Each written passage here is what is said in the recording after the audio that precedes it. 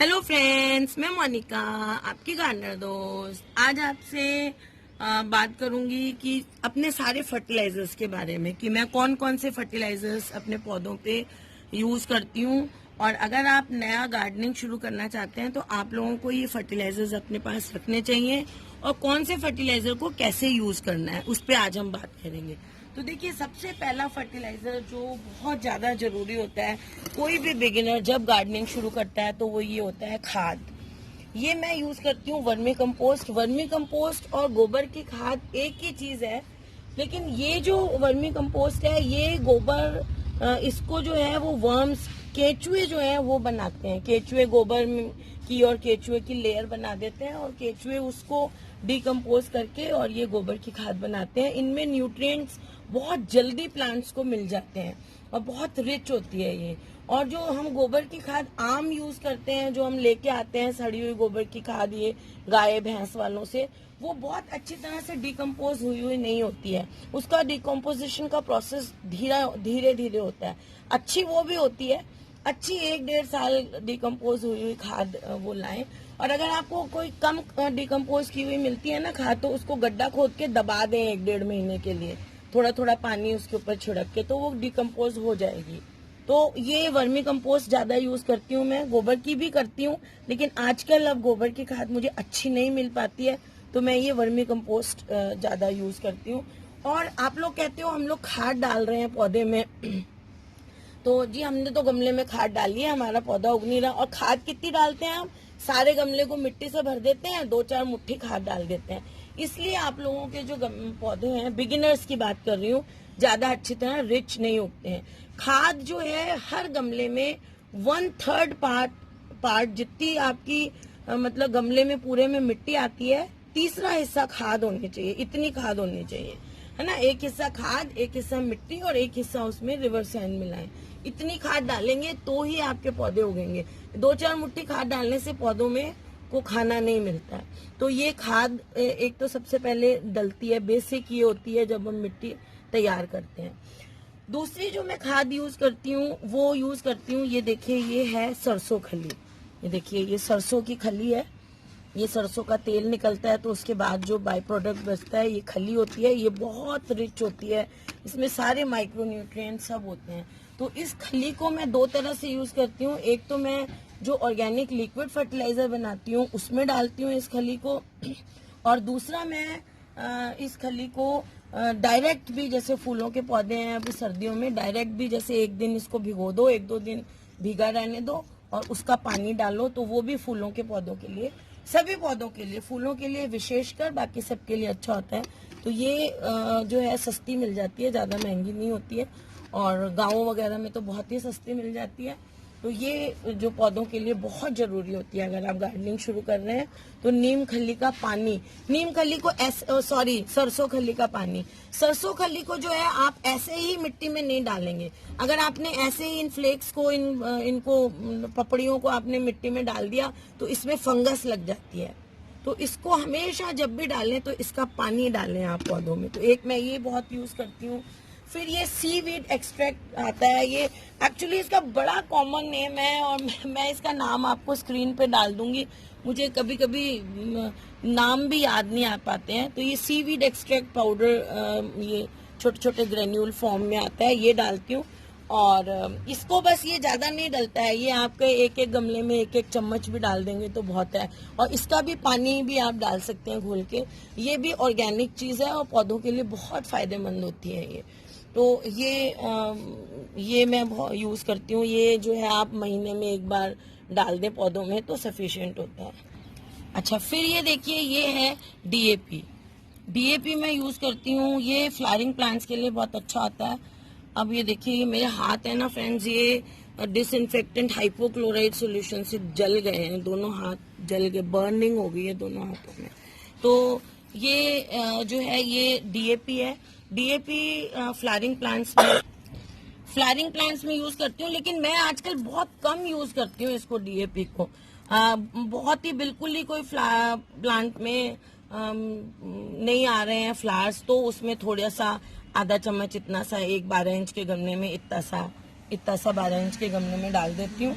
आधा चम्मच या 1 चम्मच भी डाल देती हूँ मैं। एक छोटा सा चम्मच होता है ना, जो एक चाय का चम्मच, 1 चम्मच भी डाल देती हूँ। तो ऐसे ये फ्लावरिंग प्लांट्स के लिए काम आता है। पौधों की जड़ों को बहुत मजबूत करता है। इसमें फास्फोरस होता है डीएपी में मेन इंग्रेडिएंट। तो इससे जो है फल बनते हैं। जैसे नींबू वगैरह में नहीं आ रहा हो तो वो आप डाल सकते हैं, तो वो अच्छा रहता है ये उसमें डालना। अगर ऑर्गेनिक चाहते हैं तो नहीं डालेंगे। बाकी जो नीम सरसों खली है, इसी से बहुत ज़्यादा न्यूट्रिएंट्स मिल जाते हैं। लेकिन कभी कभी जब हमें जल्दी फ्लावर चाहिए होते हैं, कुछ है तो केमिकल है ये फर्टिलाइजर, तो ये थोड़ा सा फास्ट रिजल्ट देता है। तो ये भी आप रख सकते हैं। जो नए गार्डनर्स हैं, थोड़ा सा डाल दें गमलों में। जब भी नया पौधा लगाएं थोड़ा सा डीएपी डाल दें, तो उसकी जड़ें ज़्यादा अच्छी डेवलप होंगी।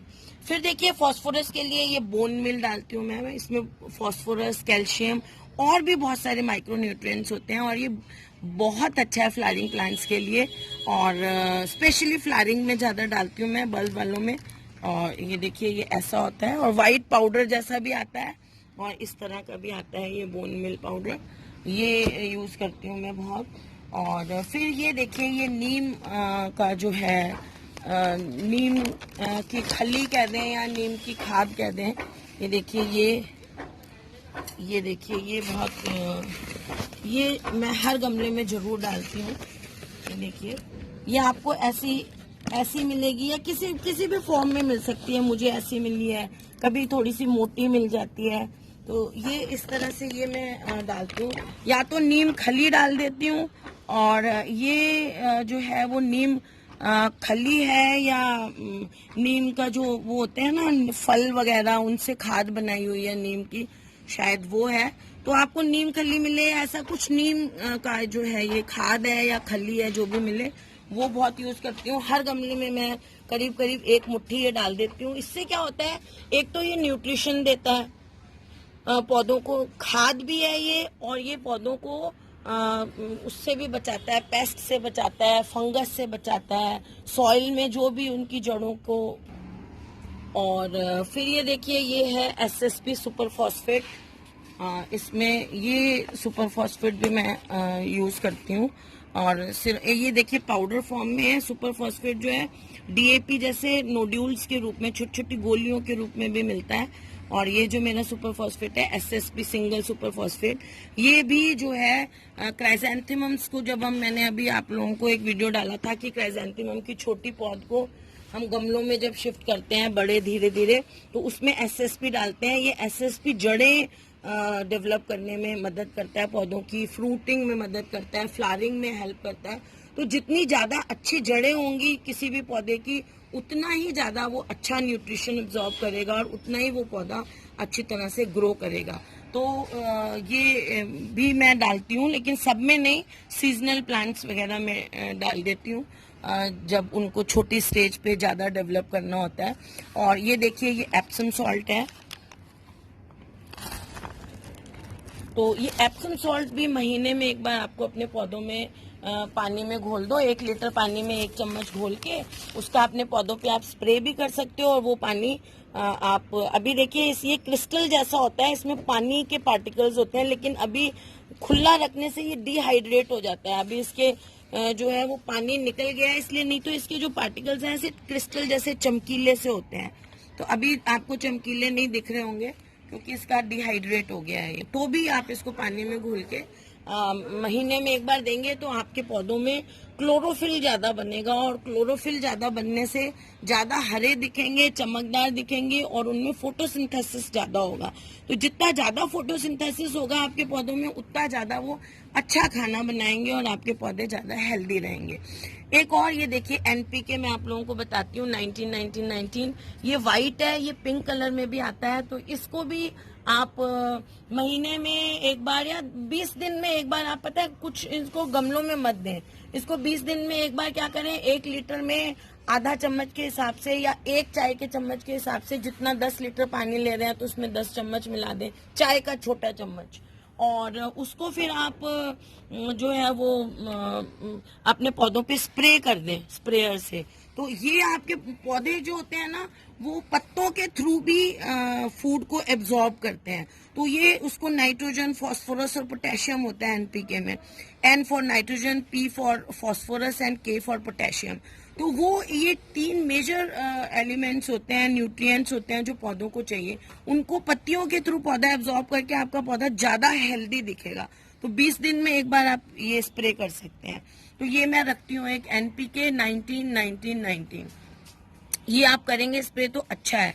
बहुत ज्यादा बिगिनर है, इतना नहीं समझते हैं तो थोड़ा रुक के ले आना आप ये, लेकिन आप इनको स्प्रे करेंगे महीने में एक बार तो बहुत अच्छा रहता है। ये एक देखिए मैं लाई हुई हूँ, मैं गोबर, ये जो बकरी की मिंगनियाँ होती हैं उसकी पिसी हुई खाद, मेरे को उसने नर्सरी वाले ने ये कह के दिया है कि ये गोबर की मिंगनियों की पिसी हुई खाद है। हाँ मतलब बकरी की मिंगनियाँ, गोबर की मिंगनियाँ होती रहती है, बकरी की मिंगनियों की पिसी हुई खाद कह के मैं लाई हुई है। और उस हिसाब से मुझे महंगी भी मिली है। उसने मेरा ख्याल ये 50 रुपीज़ का दिया है। ये वाला ये पाउच है जो 5 किलो वाला है, कि ये बकरी की मिंगनियों को पीस के बनाई हुई है हमने। अब मैं तो इसको वही समझ रही हूँ, वैसे मैं बकरी की मिंगनियाँ जो है लिक्विड फर्टिलाइजर में भी डाल लेती हूँ ताकि उसका एक्सट्रैक्ट मिलता रहे, और वो जब मैं पौधों को देती हूँ तो वो उसका मिलता रहे। तो ये सीजनल जो अभी सर्दी वाले पौधे हैं उनकी मिक्सचर में मैं डालूंगी ये वाला बकरी की मिंगनियों वाली खाद। उसके लिए मैं ये 2 लाई हुई हूँ, 10 किलो लेके आई थी। तो ये मैं बकरी की मिंगनियाँ जरूर डालती हूँ इनमें, सीजनल वाले जो फ्लावरिंग प्लांट्स हैं। अगर उनको कूट सकूं तो कूट लेती हूँ, नहीं तो फिर उनको भिगो के उनका पानी डालती हूँ मैं। और फिर ये देखिए ये जो है ये है ह्यूमिक एसिड। ह्यूमिक एसिड भी महीने में एक बार के करीब मैं डाल देती हूँ। ये कम क्वांटिटी में डलेगा, इसके ऊपर जो क्वांटिटी आधा चम्मच 1 लीटर में मिला के, और उसको पानी पौधों में महीने में एक बार आप दे दें।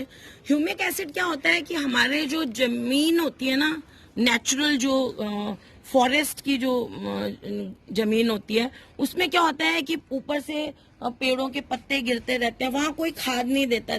आपको पता है जंगल में कौन खाद देता है, पेड़ों की टहनियां पत्ते सब नीचे गिरते रहते हैं, और बारिश में उन पे पानी गिरता है तो वो डिकम्पोज होते हैं और एक रिच लेयर बन जाती है जमीन के ऊपर, जिसको कहते हैं ह्यूमस। वो जो लेयर होती है उसमें ये इंग्रेडिएंट्स होते हैं, ह्यूमिक एसिड, ह्यूमेट और फेल्विक एसिड। तो ये सब चीजें जो है उनमें नेचुरली होती हैं और वो नेचुरली मिट्टी को रिच बनाती हैं। लेकिन हम लोगों की गमलों की मिट्टी में या हम जो दूसरी मिट्टी लाते हैं उनमें ये चीज नहीं होती है। तो हमारी मिट्टी के अमेंडमेंट के लिए, उसको रिच बनाने के लिए हम उसमें ह्यूमिक एसिड जो है वो महीने में एक बार दे दें तो हमारे पौधों की मिट्टी बहुत रिच हो जाती है। ये डालने से मिट्टी ज्यादा न्यूट्रिएंट्स को एब्जॉर्ब करती है जो हम खाद वगैरह डालते हैं, और ज्यादा अच्छी क्वांटिटी में न्यूट्रिएंट्स पौधे को मिलते हैं। तो महीने में एक बार ये ह्यूमिक एसिड भी मैं, जैसे कोई आप एक बार, जैसे लिक्विड फर्टिलाइजर मैं बताती हूँ आपको 15-20 दिन में एक बार देना, तो आप उस लिक्विड फर्टिलाइजर में आधा चम्मच ये भी डाल सकते हैं। तो उससे ये ह्यूमिक एसिड मिलता रहेगा आपके पौधों को। और बस ये कुछ फर्टिलाइजर्स हैं। ये एक बेकिंग सोडा है, ये एक्चुअली फर्टिलाइजर तो नहीं कह सकती मैं इसको, पर ये जब फ्लावरिंग प्लांट्स में किसी में कभी फ्लावर बिल्कुल नहीं आ रहे होते हैं तो थोड़ा सा आधा चम्मच मैं बेकिंग सोडा डाल देती हूँ। तो खाने वाला सोडा जो आता है अपना वो डाल देते हैं, तो उससे फ्लावरिंग बहुत अच्छी सी एकदम से होती है। तो ये कुछ खाद है जो मैं यूज करती हूँ। तो ये जो खाद है ना ये कॉम्बिनेशन में देती हूँ मैं, ऐसा नहीं है कि आप ये वाली खाद दे रहे हैं तो ये नहीं देंगे, ये दे रहे हैं तो ये नहीं देंगे। ये कॉम्बिनेशन है। जैसे ये वाली तो जब गमलों की मिट्टी तैयार करते हैं तो देते हैं। उसके बाद मैं ये फरवरी में अच्छी क्वांटिटी में, ये मैंने वीडियोस डाल रखी हैं कि कितनी देनी है, फरवरी में भी खूब सारी देती हूँ ये मैं एक बार। ये भिगो के इसके साथ मैं लिक्विड फर्टिलाइजर बनाती हूँ, गोबर की खाद, सरसों खली, नीम खली और बकरी की मिंगनी और बहुत सारी चीजें डाल के वो लिक्विड खाद मैं हर 15 दिन में अपने पौधों को देती रहती हूँ। ये उसमें काम आती है। और सर्दी है तो नीम खली को आप वैसे भी भिगो के सीजनल प्लांट्स में दे सकते हैं। मतलब सरसों खली, मैं नीम खली बोलती रहती हूँ इसको, सरसों खली है, सॉरी। तो इसको आप इसका पानी जो अभी पौधे आएंगे ना फ्लावरिंग प्लांट्स उनको दे सकते हैं। डीएपी जब आप पौधा लगाने लगते हैं तो थोड़ी सी डाल दें, जड़ें मजबूत होंगी।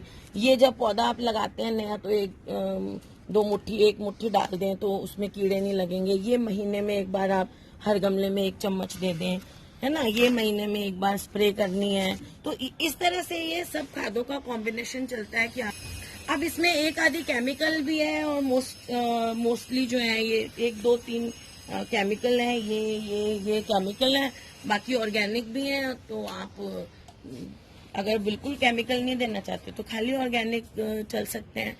और अगर फास्ट रिजल्ट चाहिए तो सीजनल प्लांट्स में आप थोड़ा केमिकल भी यूज कर सकते हैं और इनका कॉम्बिनेशन भी दे सकते हैं जैसे मैंने बताया। तो फ्रेंड्स, अगर आपको मेरा ये वीडियो और इन्फॉर्मेशन अच्छी लगी तो इसे लाइक करिएगा, शेयर करिएगा और मेरे चैनल को सब्सक्राइब करिएगा। Okay friends, bye.